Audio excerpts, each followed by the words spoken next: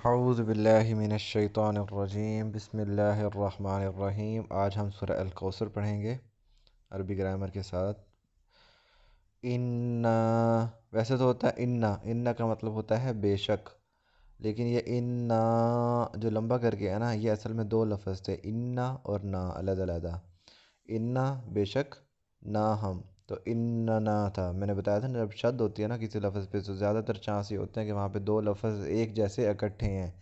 جیسے تبا، تبا میں تابا با تھا، تو اننا تھا، تو انا بے شک ہم نے، اعطینا، اعطینا، اعطیا، یہ ہے باب افعال سے، اعطیا اس نے عطا کیا، اعطینا ہم نے عطا کیا، اخرجہ کی طرح، اخرجہ اس نے نکالا، اعطیا اس نے عطا کیا، اعطینا ہم نے عطا کیا، اخرجنا ہم نے نکالا،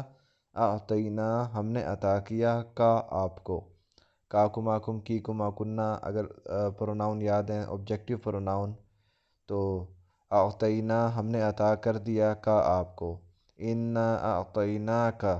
بے شک ہم نے آپ کو عطا کر دیا، الکوثر کوثر، بے شک ہم نے آپ کو کوثر عطا کر دیا۔ فا کا مطلب پس، اب آپ نے کیا کرنا ہے، صلی، یہ تھا، یہ بھی لفظ باب تفعیل سے ہے، صلیہ اس نے نماز پڑھی، یصلیو وہ نماز پڑھتا ہے یا پڑھے گا، جس کو یصلی پڑھا جاتا ہے، تو صلیو تم نماز پڑھتے ہو یا پڑھو گے، تو صلیو سے جب صیغہ امر بنائیں گے نا، تو تصلیو سے پہلے تے اڑا دیا، صلیو بن گیا، پھر آخری حرف کو ساکن کر دیا تو صلی بن گیا۔ اصل میں تو تھا صلی صاد لام یہ لی، لیکن یہ بھی حذف ہو گیا اور لام کے نیچے زیر لگ گئی، فصلی، یہاں پہ اصل میں لام چھوٹی لی تھا، یہ حذف کر کے لام زیر لی لگا دیا، تو مطلب نماز پڑھ، صیغہ امر، فصلی پس نماز پڑھ، لام زیر لی کا مطلب کے لیے، ربی رب کے لیے، کا تیرا رب، وہی آتینا کا والا کا کما کم کی کما کننا، فصلی پس نماز پڑھ، لی ربی کا اپنے رب کے لیے، وا کا مطلب اور، انہر، ونہر اصل میں وا انہر تھا، جس کو ونہر پڑھا جاتا ہے، انہر کو بھی سمجھ لیں، نہر کہتے ہیں قربانی کرنے کو، نہارا اس نے قربانی کی، ینہرو وہ قربانی کرتا ہے یا کرے گا، تنہرو تم قربانی کرتے ہو یا کرو گے۔ جب تنہرو سے صیغہ امر بنایا جائے گا تو سب سے پہلے تے اڑا دیا، نہرو، پھر دوسرا شبد آخری حرف ساکن کر دیا، نہر، اب پہلے حرف پہ زبر زیریہ پیش نہیں ہے نون پہ، تو الف زیر لگا دیا، انہر، و انہر قربانی کر، صیغہ امر، فصلی لربک بس نماز پڑھ اپنے رب کے لیے، ونہر اور قربانی کر، انا بے شک، شانئ دشمن، کا آپ کا، شانئ دشمن کو کہتے ہیں، شانئ کا آپ کا دشمن، ہوا وہی ہے جو، ہوا وہ، ہوا ہما ہم یاد ہے نا، ہوا وہ، تو ان شانیہ کا آپ بے شک آپ کا دشمن، ہوا وہ، الابتر وہی ابتر ہے، بے شک آپ کا دشمن ہی ابتر ہو۔ عربی میں ابتر کا ایک مطلب یہ بھی ہوتا ہے کہ جس کی اولاد نرینہ نہ ہو، نسل چلانے کے لیے جو اولاد چاہیے ہوتی ہے نا، میل اولاد، تو وہ نہ ہو، اسے کہا جاتا ہے۔ دشمن آپ کو طعنہ دیتے تھے نا کافر اور مشرک لوگ، کیونکہ آپ صلی اللہ علیہ وسلم کے 2 یا 3 بیٹے پیدا ہوئے تھے اور وہ بچپن میں ہی ان کی وفات ہو گئی تھی، تو اس وجہ سے انہوں نے آپ صلی اللہ علیہ وسلم کو طعنے دینا شروع کر دیے تھے، تو وہ یہ طعنہ ہے، تو اللہ تعالیٰ نے اس کا جواب دیا، آپ نہیں، آپ کا دشمن ہی ابتر ہو۔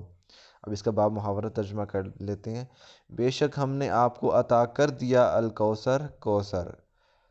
بس اپنے رب کے لیے نماز پڑھ اور قربانی کر، بے شک آپ کا دشمن ہی ہے جو ابتر ہو۔ اس کی تھوڑی سی تفسیر بھی کر لیتے ہیں۔